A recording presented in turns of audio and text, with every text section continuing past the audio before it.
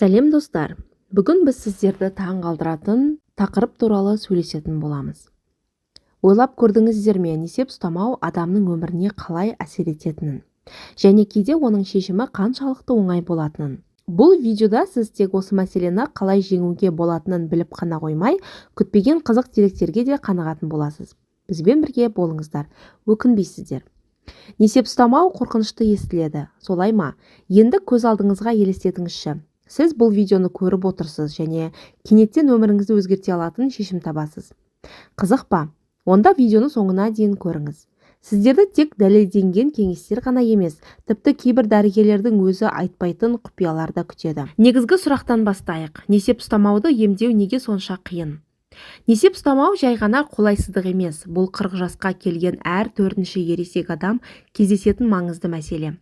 Ол физикалық та, эмоционалдық та денсаулықты қамтитын кешенді тәсілді талап етеді. Бұл жағдайды жеңу үшін оның себептерін және олардың ағзаға қалай әсер ететінін түсіну маңызды.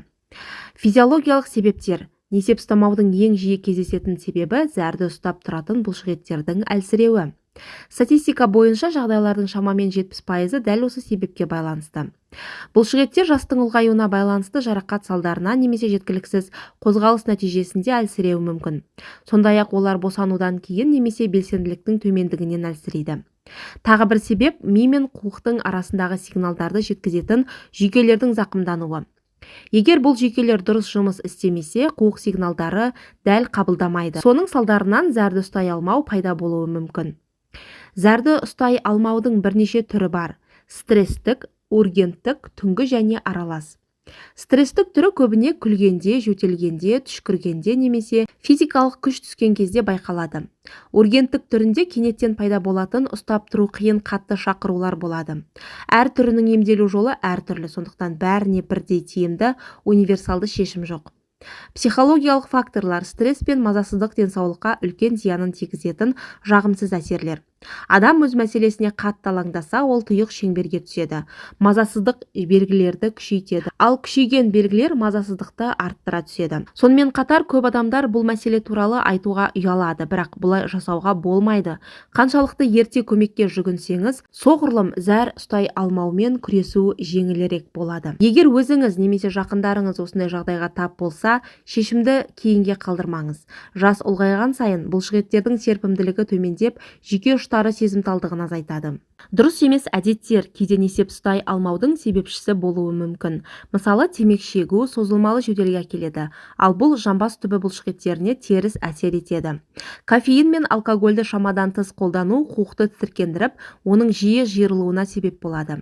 Аз қимылдайтын өмір салты да зәр шығаруды бақылауда маңызды рөл атқаратын бұлшықеттердің әлсіреуіне әкеледі. Алайда тұрақты дене белсенділігі мен салауатты өмір салты жағдайды айтарлықтай жақсарта. Жамбас түбі бұлшықеттерін қалай нығайтуға болады? Ең қарапайым әрі тиімді тәсіл кегель жаттығулары.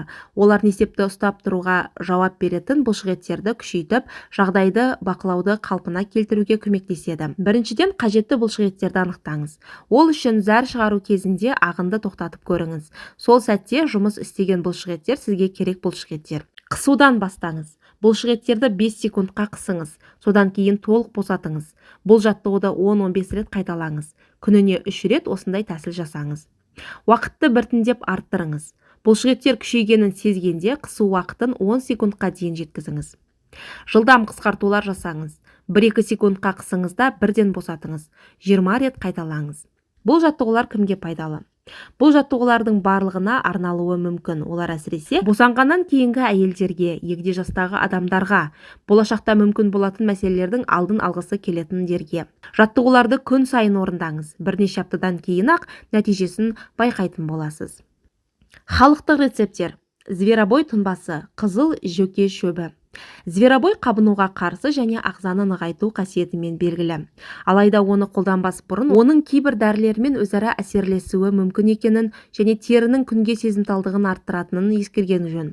Сондықтан қолданар алдында дәрігермен кеңескен дұрыс. 2 шай қасық зверобойды 200 мг ыстық суға салып 20 минут тұндырыңыз. Содан кейін сүзіп күніне 2 рет 100 мг-нан ішіңіз.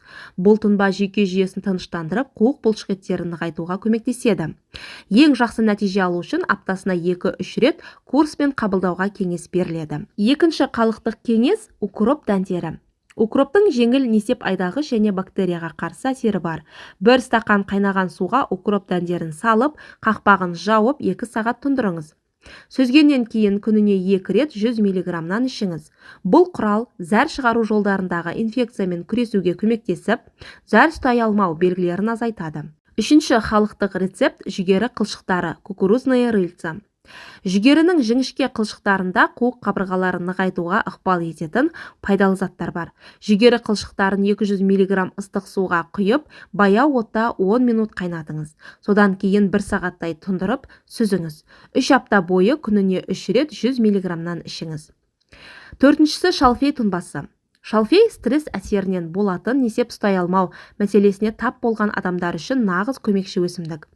300 мг ыстық суға кептірілген шалфейді құйып, қақпағын жауып 1 сағат қойып қойыңыз. Кейін сүзіп алып, күніне 3 рет 100 мг-нан ішіңіз. Бұл сусын жүйке кернеуін басуға көмектесіп қана қоймай, қуықтың тонусын жақсартады. Бесіншісі – бал, пияз және алма қоспасы. Бұл құрал пайдалы ғана емес, дәмді де. Ұсақ үкіштен өткізілген алманы балмен араластырып, күніне 2 рет қабылдаңыз. Мұндай қоспа жамбас асты бұлшықеттерін нығайтып, ағзаның жалпы тонусын көтереді. Несеп ұстай алмаумен күресуге жәрдем береді. Антибактериялық әсерін күшейту үшін майдалап туралған пияз қосуға болады. Бұл денсаулықты қолдаудың тамаша тәсілі. Енді шығыс тәсілдері туралы айтсақ. Дәстүрлі Қытай медицинасы несеп ұстай алмау мәселесін тек белгілерге емес, оның себебіне де әсер ете отырып, жеңілдететін қызықты әрі жан-жақты әдістер ұсынады. Соның ішінде ерекше көзге түсетіні акупунктура.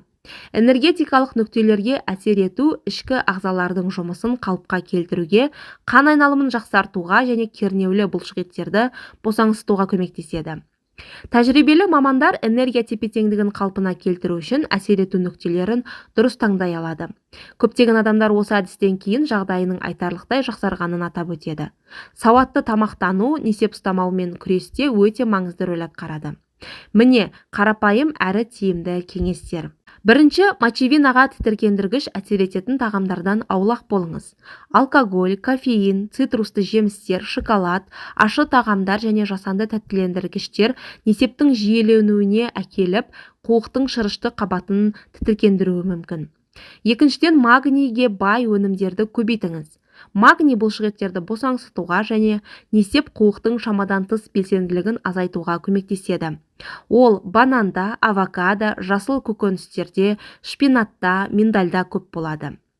Үшінші, талшықты тағамдарды қосыңыз. Клетчатка. Клетчатканың жетіспеуі іш қатуға әкеліп, қуыққа қысымды күшейтеді. Сондықтан тұтас дәнді өнімдерді, көкөністерді, жемістерді және бұршақ дақылдарын көбірек тұтынған жөн. Төртінші, сұйықтық теңгерімін бақылаңыз. Судың аздығы зәрдің қоюлануына себеп болады.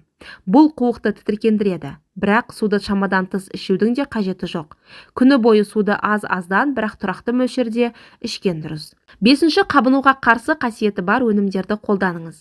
Рационға майлы балықтарды, лосось, скумбрия, жаңғақтарды, чия дәндерін, зәйтүн майын қосыңыз. Олар қабынуды азайтып, жалпы денсаулықты жақсартуға көмектеседі. Есіңізде болсын, несеп ұстамау үкім емес. Тұрақты жаттығулар, дұрыс тамақтану, халықтық әдістер мен шығыс медицинасындағы тәсілдер бұл мәселені жеңуге жәрдемдесе алады. Ең бастысы, кейінге қалдырмай, бүгіннен бастап әрекет ету. Біздің арнаға жазылыңыз, қоңыраушаны басыңыз және бұл видеомен достарыңызбен бөлісіңіз. Мүмкін сіз біреуге көптен күткен шешім сыйларсыз. Өзіңізге күтім жасаңыз. Деніңіз сау болсын. Келесі кездескенше аман, сау болыңыздар.